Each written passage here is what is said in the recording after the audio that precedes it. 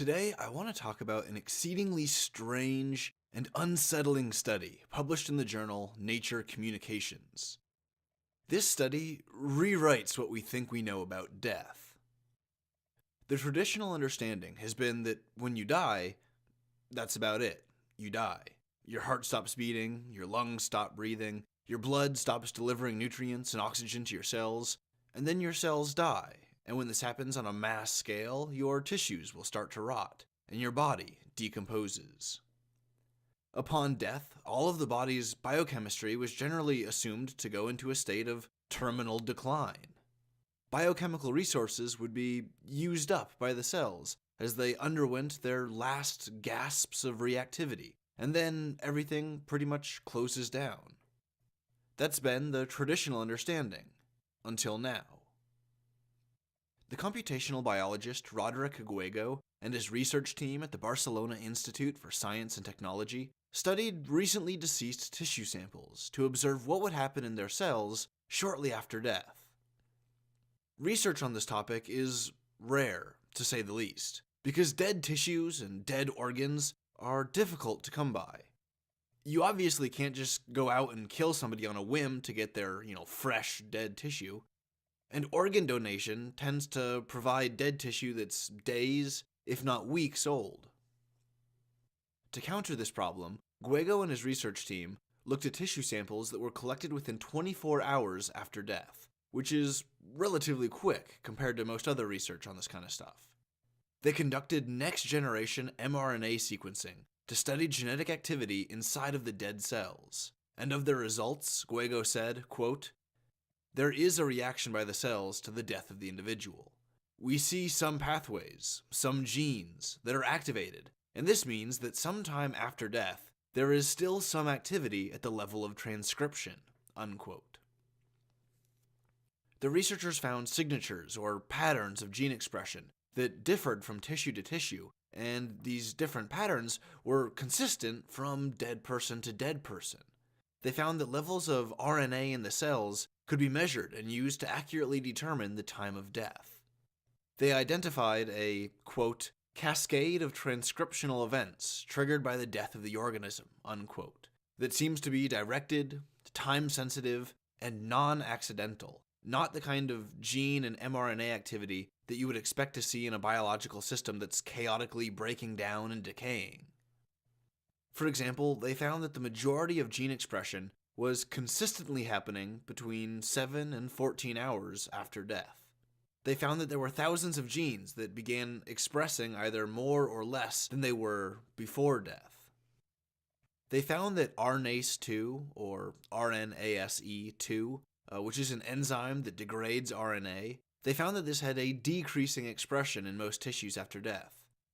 While the enzymes HbA1 and 2, which are alpha-globin genes involved in oxygen transport, they had an increasing expression in many tissues. Interestingly, these alpha-globin enzymes weren't increased in the blood, which is where oxygen actually gets transported. I can understand these alpha-globin genes being expressed more often in the tissues, because the tissues would be starved of oxygen, and so they'd want to up their sensitivity to oxygen, their ability to absorb it and intake it. And the reason it's not in the blood is because the person's dead and their heart isn't beating. Their heart isn't pumping blood through their veins, and none of these expressed enzymes or proteins or none of these nutrients or whatever they are, none of them are getting moved anywhere. All the blood is just kind of settling. It's pooling in the lowest point, because now the body is really just a carbon container that's full of a fluid, and the fluid is going to settle to the point of least resistance.